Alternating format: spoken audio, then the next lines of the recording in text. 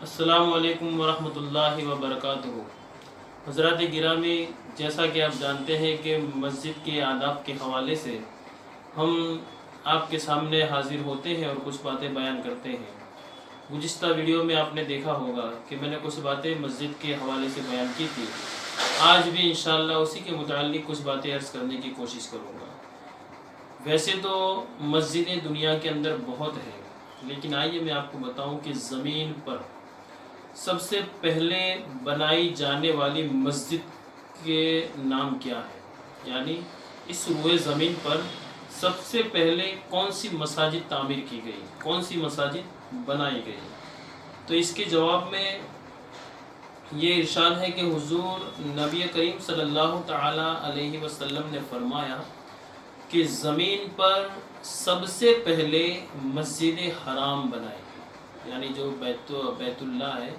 جو کعبہ شریف ہے، مسجد حرام بنائی گئی، پھر مسجد اقصی، اور ان دونوں کے درمیان 40 سال کا عرصہ ہے، ان دونوں کے درمیان 40 سال کا عرصہ ہے۔ تو سب سے پہلے یہ دونوں مسجدیں جو ہے روئے زمین کی سب سے پہلے بنائی جانے والی ہے، سب سے پہلے مسجد حرام، پھر اس کے 40 سال کے بعد مسجد اقصی بنائی گئی، پھر دنیا کے اندر دوسری مسجدیں مختلف وقتوں میں تعمیر ہوتی رہی۔ قیامت کے دن کامل نور کی خوشخبری کا مژدہ کن افراد کو سنایا جائے گا؟ قیامت کے دن کامل نور کی خوشخبری کا مژدہ کن افراد کو سنایا جائے گا؟ تو اس کے جواب میں سیدنا بریدہ رضی اللہ تعالی عنہ سے مروی ہے کہ حضور تاجدار مدینہ صلی اللہ تعالی علیہ وسلم کا فرمان عالی شان ہے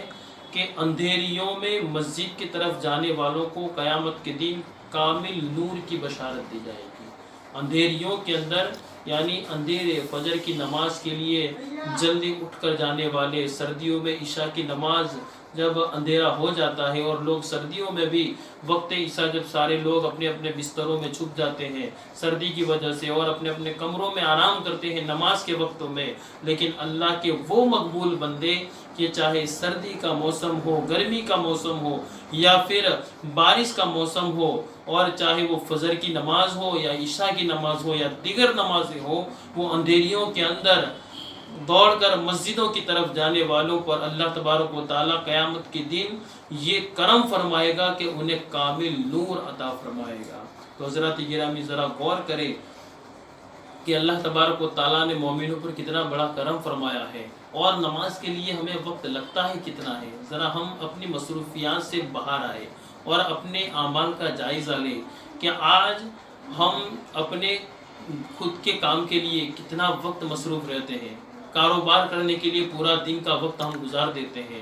لیکن اللہ کی رضا کے لیے نماز کو ادا کرنا جو ہم پر فرض ہے، کسی بھی حالت میں معاف نہیں، ہم اس کے لیے کتنا وقت نکالتے ہیں۔ بزنس کے لیے کہیں باہر جانا ہوا تو فوراً ہماری کئی نمازیں چھوٹتی ہوئی نظر آتی ہے۔ اگر دکان یا کاروبار پر ہم بیٹھے ہیں اور گاہک تھوڑے زیادہ ہیں تو آپ دیکھیں کہ اس وقت بھی ہمارا یہ معمول رہتا ہے کہ ہم پہلے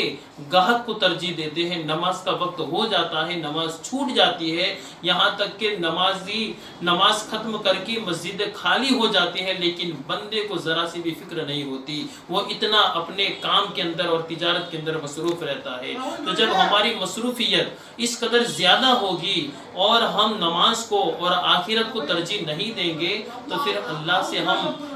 اللہ تبارک و تعالیٰ کی بارگاہ میں ہم پھر کیسے شکایت کر سکتے ہیں؟ اگر ہم اللہ کی بارگاہ سے رحمت کے امیدوار ہیں، اللہ کی بارگاہ سے بخشش کے امیدوار ہیں، تو پھر ہمیں یہ چاہیے کہ ہم نماز کو اہمیت دیں اور آخرت کو ترجیح دیں۔ اپنے دنیاوی کام ہم جتنی بھی دولت کمائیں گے، جتنی بھی جد و جہد کریں گے، یاد رکھیں کہ قبر میں ساتھ آنے والا کچھ بھی نہیں ہے۔ قبر میں اگر ساتھ آئیں گے تو ہمارے نیک اعمال ہی ہوں گے، تو ہم کیوں تھوڑا سا وقت نہیں نکالتے اپنے آپ کے لیے، تاکہ ہمیں